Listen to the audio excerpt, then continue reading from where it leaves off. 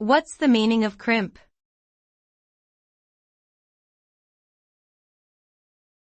Crimp.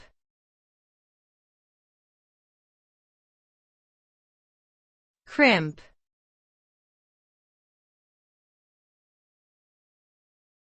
Crimp.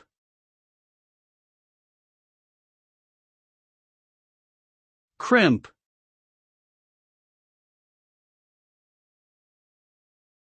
Crimp refers to the process of creating a series of small, tight bends or creases in material such as fabric, wire, or sheet metal.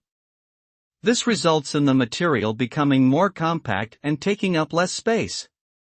When crimping is applied to wire or cable, it helps to secure the wire connections and prevent them from coming loose.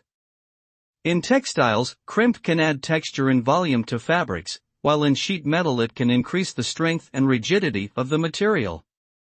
Overall, crimping is a useful process for shaping and securing various types of materials.